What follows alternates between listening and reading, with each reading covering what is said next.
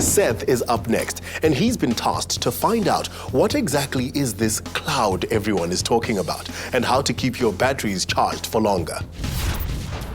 One of the most frequently asked questions we get, and all anyone seems to want to talk about these days, is cloud storage. Cloud computing, cloud. But what is this cloud of which everybody speaks? Firstly, the cloud is not any one physical thing.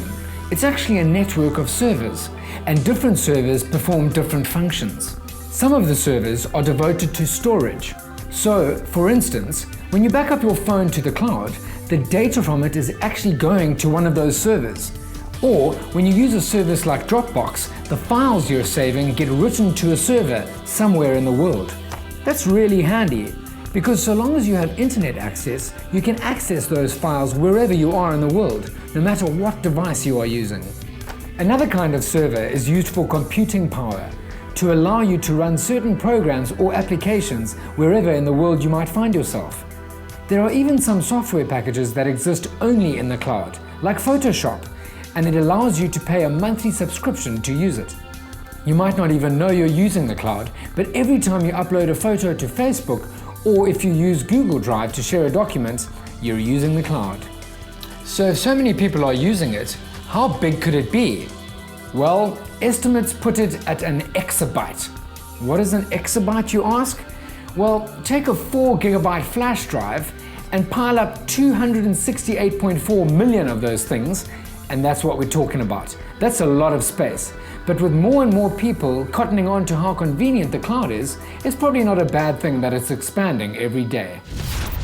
Batteries. We love to hate them. They never stay charged long enough for what we need our smartphones and laptops for, so it does beg a few questions. So you're wondering how your device being confined to a wall socket daily is affecting its health, and you're looking for ways to keep its battery in good form. Then you've also probably heard some people say that you should drain your battery out completely before charging it. Well, most of these rules are outdated, applying to older type batteries. Unfortunately, most of our gadgets these days run on lithium-ion batteries, which are easier to take care of. And the way to make them last longer is to perform shallow discharges. Don't keep them plugged in when they're fully charged, and importantly, keep them cool.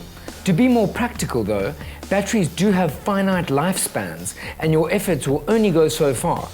So focus on getting better battery life out of your laptop on a given charge instead, and don't stress about it. So we all know how awful smartphone batteries are, right? I say this because most of them can barely make it through the day. Well, I have a tip for you. Leaving your phone plugged in overnight would be a big no, because once your battery is fully charged, it starts getting trickle charges to keep it at its peak, thus keeping the battery in a high tension rate. So the best way to keep your smartphone's battery life healthier would be to keep its charging rate in smaller doses and by simply avoiding overnight charges. Now we have mobile chargers for when things get desperate. This one I use can charge my phone 4 times, but then you must also remember to keep that charged as well.